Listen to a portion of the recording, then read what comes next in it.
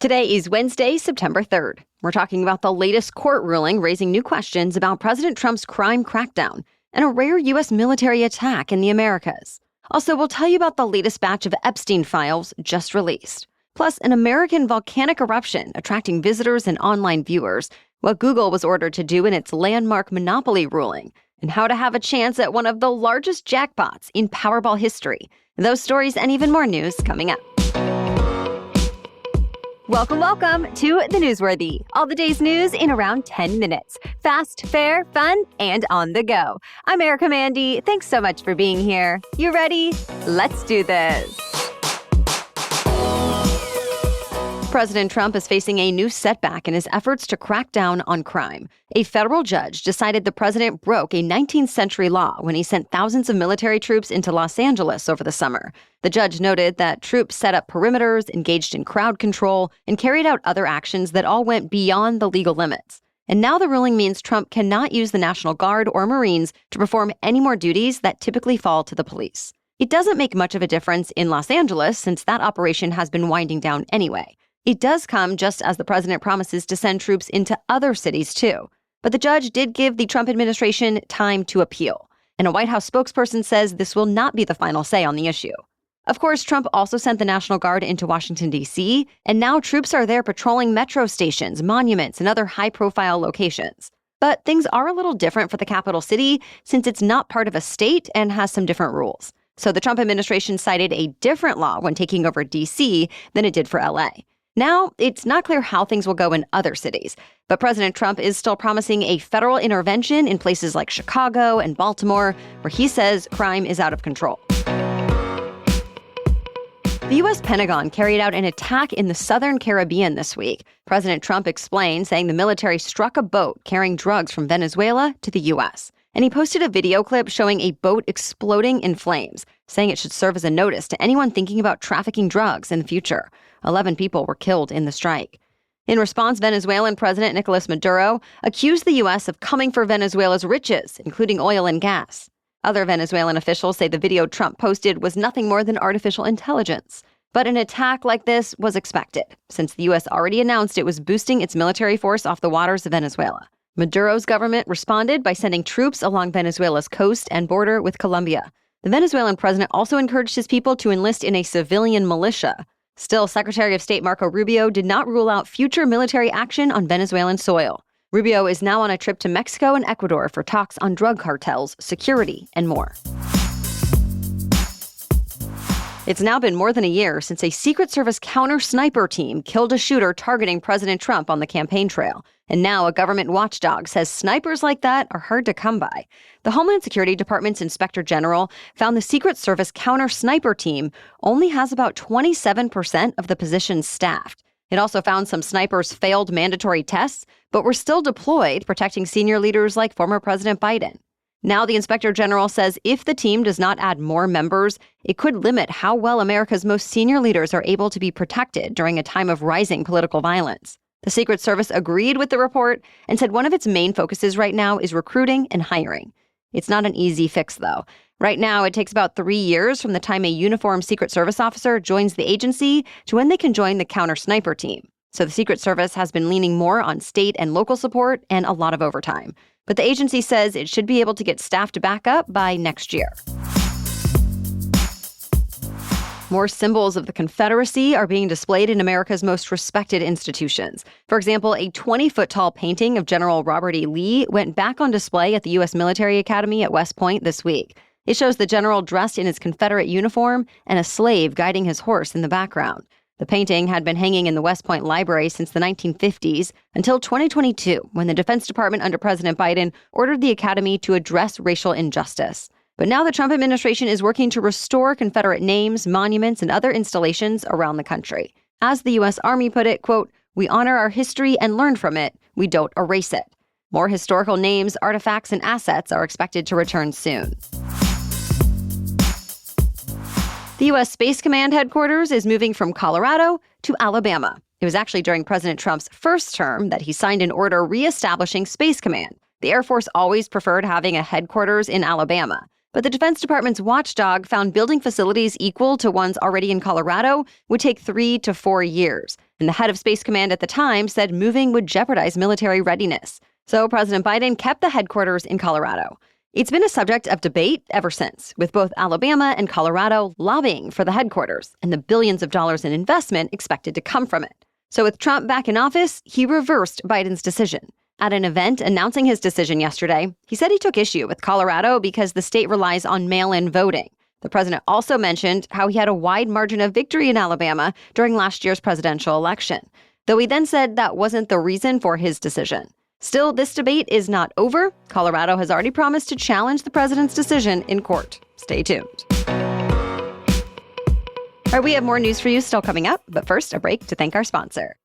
So we're working to settle into our new back-to-school morning routine, but what hasn't changed is that enjoying my coffee from Trade is one of the best parts of my mornings, my own little ritual just for me. Trade makes it so easy to have cafe-quality coffee at home. Whether it's the smooth cold brew on the days that still feel like summer, or a warm mug as fall starts to bring those cool, cloudy mornings. In fact, Trade works with more than 50 top roasters around the country. So not only am I getting this high-quality, delicious coffee, but also I'm supporting local roasters around America. I love that. You can even take a quiz in under a minute to get personalized recommendations. And if your first bag is not quite right, Trade will replace it for free until they get it perfect. I've said it before, but I think it's so telling. My husband only started drinking coffee and making it part of his mornings too after I started raving about the coffee from Trade. And right now, Trade is offering 50% off a 1-month trial at drinktrade.com/newsworthy. That's drinktrade.com/newsworthy to get 50% off, half off 1 month. drinktrade.com/newsworthy. Now back to the news. This week, Hawaii's Kilauea volcano had its 32nd episode since December, and it sent lava fountains 500 feet into the air. The volcano has been shooting lava about once a week since late last year. Scientists actually think the episodes are all part of the same eruption because magma has been following the same pathway to the surface.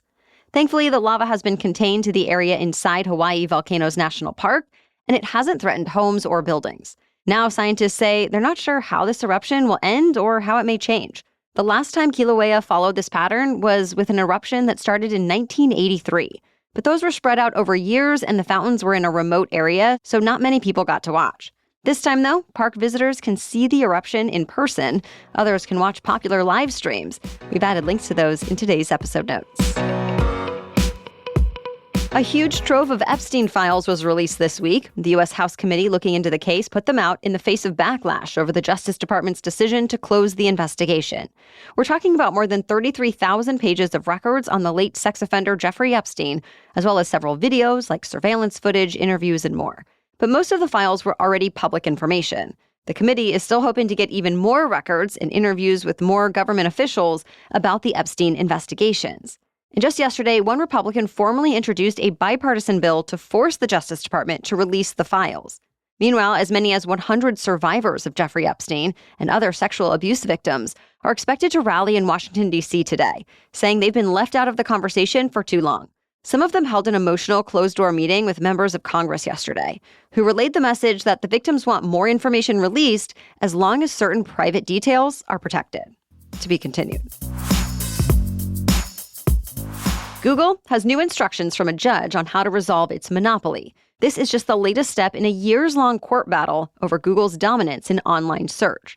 Remember, the case centered around Google being a default search engine on its own products like Android and Chrome, as well as others made by Apple. Now, Google will not be allowed to enter into any exclusive contracts, meaning phone manufacturers will be allowed to preload or promote any other search engines, browsers, or AI assistants alongside Google's. The tech giant was also told it must hand over its search results and some data to rival companies. But it doesn't need to break itself up by selling its Chrome web browser like the government suggested. Google is viewing this latest ruling as a victory. It says a lot has changed since the case started 5 years ago, especially with artificial intelligence offering people even more ways to find information. But the legal troubles aren't over for the tech giant. It also faces a separate case where a judge found the company holds illegal monopolies in online advertising. We'll bring you the latest when that trial kicks off later this month. Tonight, lottery players are getting their shot at one of the largest Powerball jackpots in history. The game hasn't had a winner since May, and now the prize is up to $1.3 billion, making it the fifth largest jackpot ever. To have a chance at winning, all you have to do is buy a ticket for $2 in one of the 45 states where it's played. Granted, the odds are 1 in more than 292 million, meaning you're more likely to get struck by lightning. But if someone does match all 5 numbers and the Powerball, they'll get the jackpot. And they can choose a one-time cash payment option of $589 million. The next drawing is happening tonight at 11 o'clock Eastern Time. If no one wins, the prize will keep climbing. And that's it for the main news today, so now it's time for Work Wednesday, when we break down one interesting career or work-related news story every Wednesday. But first, a quick break for our sponsor. When I think about pieces that make my life a little easier, both in my closet and when I'm traveling, Quince comes to mind. I have their washable silk tank, for example. It looks elegant enough to wear to dinner, but it's also practical. I can toss it in the wash and it still looks great. It's that perfect balance of polished and easy. I also have their carry-on suitcase, and it's become my go-to for trips. It's sturdy, stylish, and honestly feels like something I should have paid much more for, but it was a fraction of the price. This is what I love about Quince. They have everything from 100% Mongolian cashmere starting at $50 to wool sweaters and coats that look designer level to beautiful accessories. And by partnering directly with ethical, top-tier factories and cutting out the middlemen, they deliver luxury quality pieces at half the price of similar brands. Keep it classic and cozy this fall with long-lasting staples from Quince. Go to quince.com/newsworthy for free shipping on your order and 365-day returns. That's QUINCE.com/newsworthy to get free shipping and 365-day returns. Quince.com/newsworthy. Okay, now back to Work Wednesday. Today, we're talking about the impact President Trump's immigration crackdown has had on the American workforce. Early Census Bureau data shows more than 1.2 million immigrants disappeared from the labor force between January through July. That includes people who were in the country both illegally and legally. Some industries are taking an especially big hit. The Pew Research Center says 45% of workers in farming, fishing, and forestry are immigrants. And some crops are now going to waste because there aren't enough farmers to harvest them. Immigrants also make up about 30% of all construction workers, so a lot of work sites are now empty. And there's a concern for home health care and child care that also heavily rely on immigrants. Overall, the Economic Policy Institute estimates the U.S. could lose roughly 6 million jobs during the Trump presidency, and that the crackdown could lower the GDP and increase inflation. But the White House defends its policies, saying they're making America safer and bringing more job opportunities to workers born here in the U.S. The president himself has acknowledged that deportations have negatively impacted some key industries and has suggested policy changes could be coming. But at this point, the immigration crackdown continues. Thank you so much for listening today and sharing the show. You can further support our work here if you find it valuable and get access to ad-free episodes at the same time by becoming a Newsworthy Insider. Start your free trial at thenewsworthy.com/insider. And Wondery Plus subscribers can listen to episodes of The Newsworthy ad-free in the Wondery app. We'll be back tomorrow with the latest news to know. Until then, have a great day.